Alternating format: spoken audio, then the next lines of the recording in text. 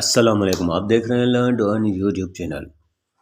आज हम pixel lab में एक लोगो बनाएंगे। अगर आपकी मोबाइल में पिक्सल लैब है तो ठीक है, नहीं तो ये प्ले स्टोर से आसानी से डाउनलोड हो जाएगी।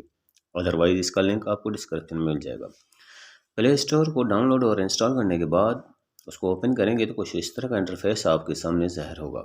उसके बाद डिलीट के ऑप्शन पर क्लिक करना है और इस टेक्स्ट बॉक्स को डिलीट कर देना है। उसके बाद गिड पर क्लिक करना है, गिड सेटिंग पर क्लिक करना है और यहाँ पर रिफ्रेश बटन पर क्लिक करके यहाँ से जो है वो हमने 15 बाय 15 का जो है वो ग्रिड लेनी है। उसके बाद हमने यहाँ पर डन करके ओके पर क्लिक कर देना है। उसके बाद हमने सेटिंग बटन पर क्लिक करके इस सेटिंग को जो है महफूज कर लेना है। उसके बाद प्लस पर क्लिक करना है, शेप पर क्लिक करना है। शेप को कुछ इस तरीके से यहाँ पर हमने प्लेसमेंट कर दिया, ब्लैक कलर कर दिया उसका। फिर हमने दोबारा जो है प्लस के आइकन पर क्लिक किया, शेप पर क्लिक किया और अब हमने शेप को यहाँ पर कुछ इस तरीके से बना दिया, सेट कर दिया। इसका कलर हमने ब्लैक करना है और यहाँ से हमने इसका कलर ब्लैक कर दिया। इसकी रेडियस को हमने 100% कर दिया, राइट पर क्लिक कर दिया। फिर अब हमने यहाँ पर जो है इसी शेप का एक कॉपी बनानी है। कॉपी बनाने के बाद हमने इसे ड्रैग करके यहाँ पर लाना है और इसके बाद हमने एडिट पर जाना है और इसका कलर जो है वो हमने वाइट सेलेक्ट करना है। इसका कलर वाइट सेलेक्ट करने के बाद हमने राइट पर क्लिक करना है और इसकी साइज़ को हमने कुछ इस तरीके से यहाँ पर सेट कर देना है। ये आप जिस तरीके से देख रहे हैं मैं यहाँ पर सेट कर रहा हूँ। उसके बाद हमने फिर शेप एक और ऐड करना है और यहाँ पर फिर जो है जनाब हमने इसको इस सर्कल से और थोड़ा सा छोटा करना है, लेकिन ब्लैक कलर हम पहले से ही सिलेक्ट कर लेते हैं और इसका रेडियस जो है वो हम 100% कर देंगे। उसके बाद जनाब हमने यहाँ पर फिर एक और शेप ऐड करना है, तो यहाँ पर हम उसकी साइज़ जो है वो जनाब कुछ इस तरीके से कर देंगे और ये हमने वाइट कलर का शेप ले लिया है और इसका रेडियस हमने जो है वो 100% कर दिया है।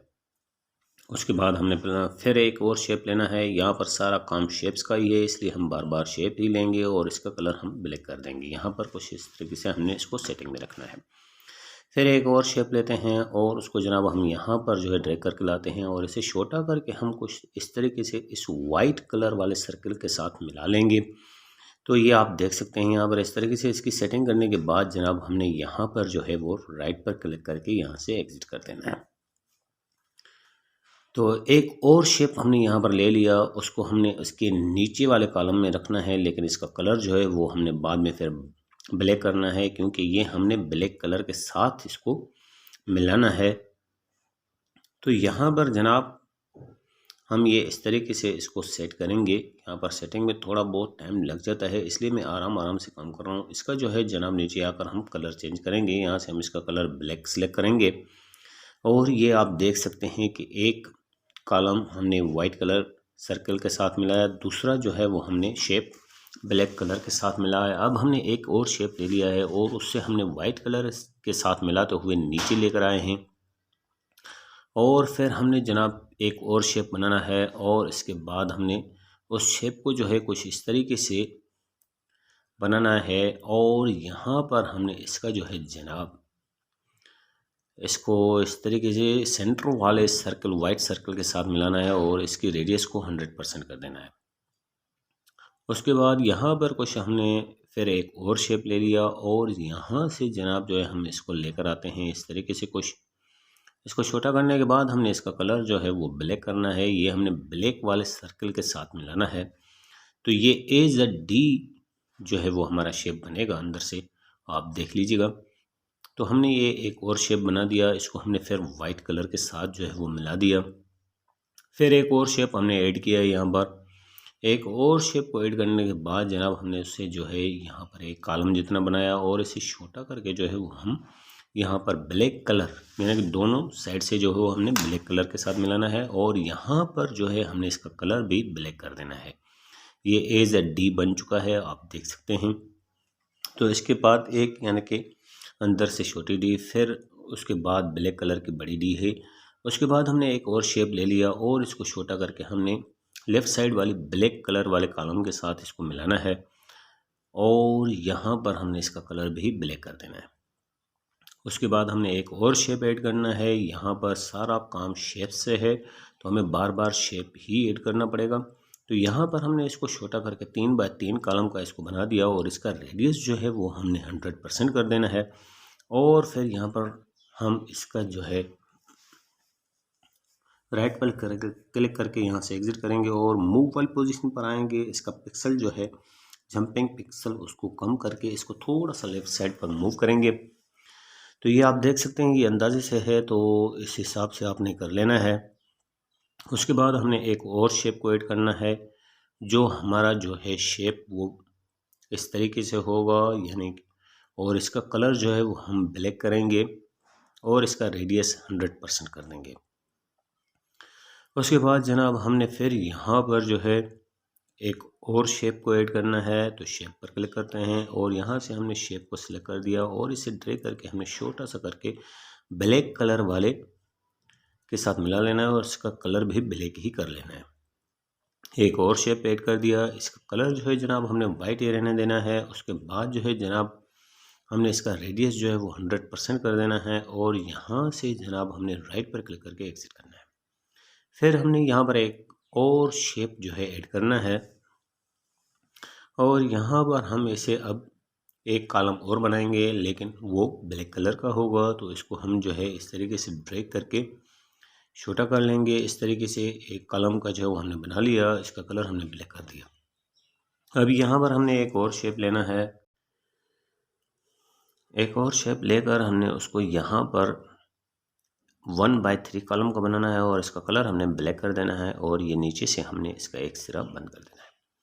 फिर एक शेप और ऐड करना है और हमने इसको एक कॉलम जितना बनाना है और इसका कलर हमने ब्लैक करना है और इसे अब हम यहाँ पर रोटेट करके कुछ इस तरीके से रखेंगे जिस तरह के आर लिखी जाती है। तो यहाँ पर इसको हमने कुछ इस तरीके से रोटेट करके रख दिया। इसकी एक और कॉपी बनानी है और यहाँ से हम इसके साथ यानी कि एक कॉलम जितनी विड्थ जो है वो छोड़कर फिर दोबारा ये एक और जो है हमने रखनी है।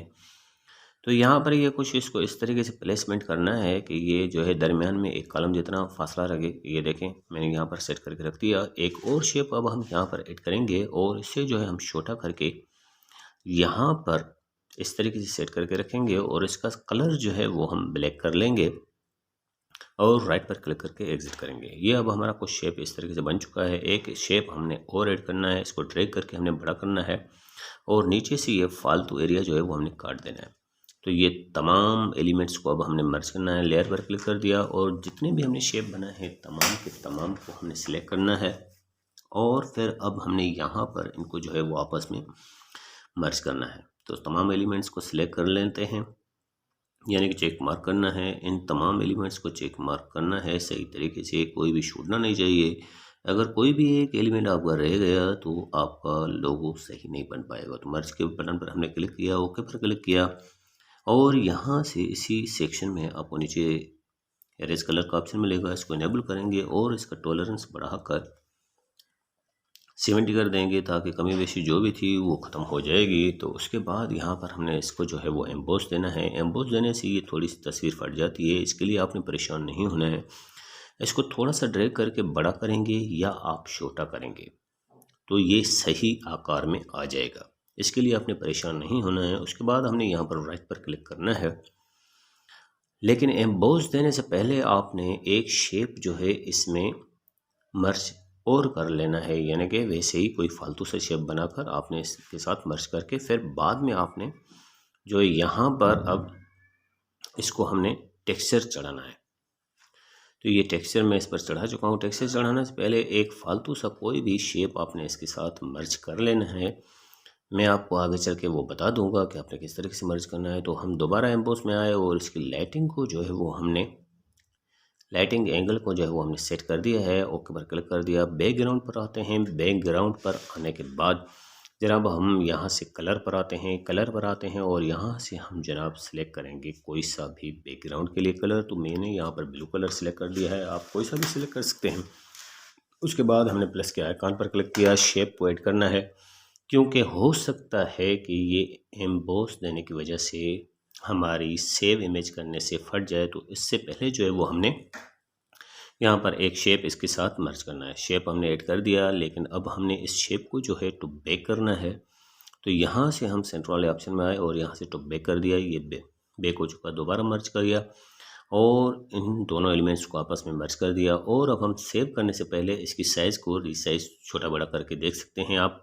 तो इस तरीके से करने के बाद ये आपकी अगर तस्वीर नहीं फटती तो आप इसे आराम से सेव कर सकते हैं। तो सेव वाले ऑप्शन पर आते हैं, सेव एज इमेज पर क्लिक करते हैं और यहाँ से डिफ़ॉल्ट पर सिलेक्ट करके अल्ट्रा पर सिलेक्ट करेंगे और सेव टू गैलरी करेंगे। ये हमारी वीडियो बनकर तैयार हो जाएगी।